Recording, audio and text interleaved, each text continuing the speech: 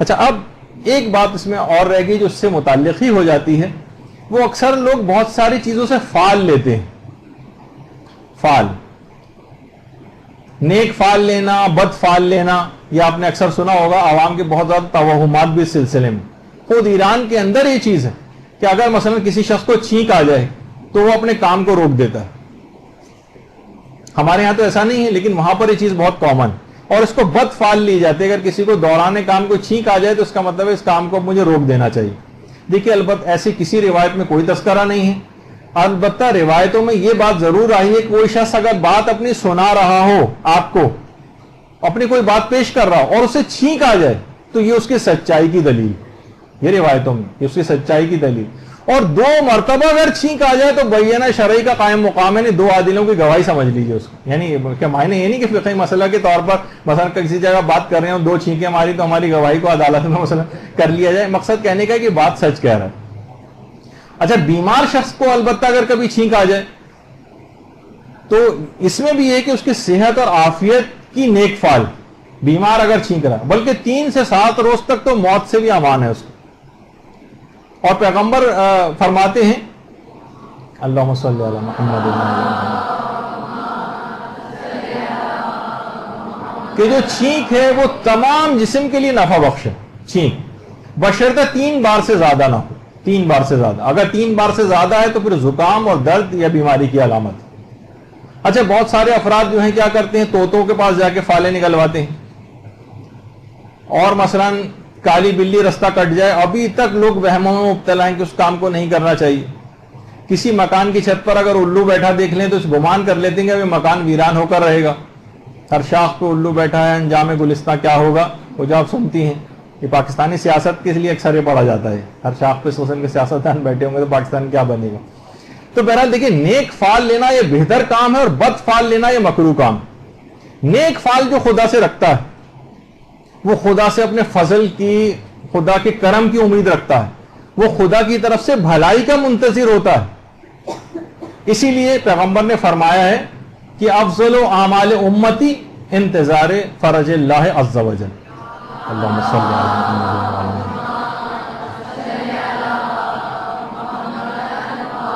کہ میری امت کا افضل ترین عمل اللہ کی طرف سے کشائش کا انتظار ہے.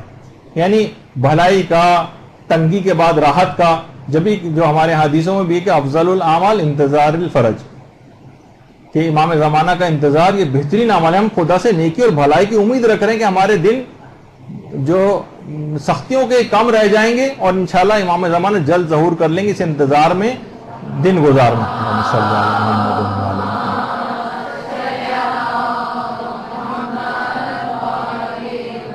اچھا، اسی طرح فعال بد لینا درست نہیں.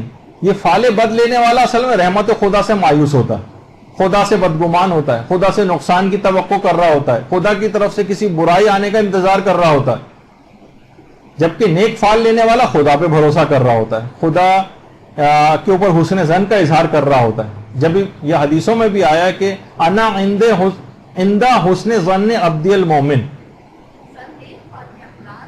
ہاں، ابھی سنیے کہ نیک فعال لینا عام طور پر بہت ساری چیزوں سے نیک فعال لی جاتی کہ میں اپنے بندے مومن کے نیک گمان کے قریب ہوں.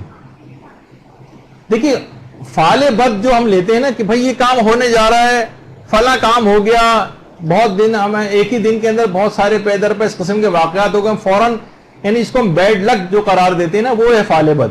کہ نہیں بس اب میری تو یہ تیاری کبھی اچھی ہے ہی نہیں. جیسے عورتیں بھی بہت سی باتیں اس طرح کی منہ سے نکال دیتی ہیں.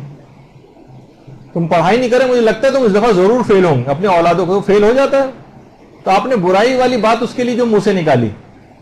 جو جبھی روایات میں بھی آئی ہے کہ فعال بد اس وقت مؤثر ہوتی ہے جب آپ اس کو اہمیت دیں، اور اہمیت نہ دیں اور خدا پر بھروسہ کریں تو پھر فعال بد مؤثر نہیں ہوتی. جیسے پیغمبر کی حدیث بھی ہے کہ کفارۃ الطیرۃ التوکل، یعنی بد فعال کا جو کفارہ ہے وہ خدا پر توکل ہے. خدا پر بھروسہ کیجیے اور کاموں کو کیجیے.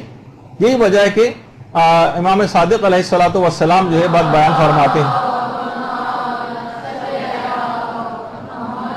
فرماتے ہیں کہ الطیرۃ علی ما تجعلھا. فعال بد کا اثر جو انسان کی اپنی سوچ کے مطابق ہوتا ہے. فعال بد کا اثر انسان کی اپنی سوچ کے مطابق ہوتا ہے.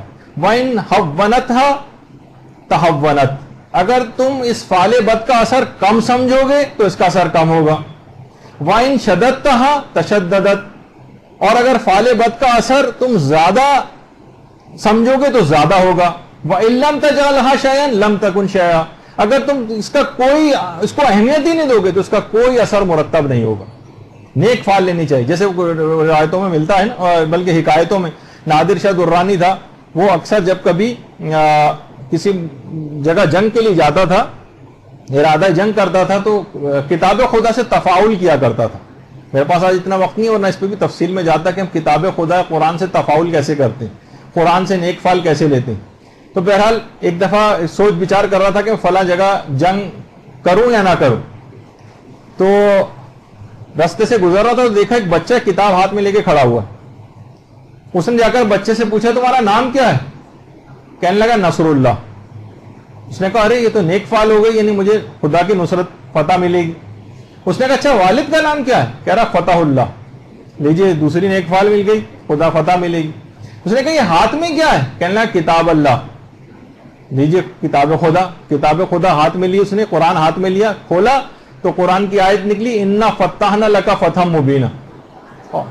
تو پوری ساری چیزیں نیک فعل میں گئیں, اور اس کے بعد بہرحال جو بھی اس کو اپنا کام کرنا تھا اس کے مطابق اس نے عمل کیا. تو بہت ساری چیزیں زبانوں سے ایسے الفاظ نکالنا, جیسے آپ نے دیکھا کہ زبانوں سے غلط تعبیر نکالی, تعبیر اس کے مطابق ہو گئی, نقصان اٹھانا پڑ گیا. پھر پیغمبر نے منع کیا تم نے بات غلط مجھ سے کیوں نکالی.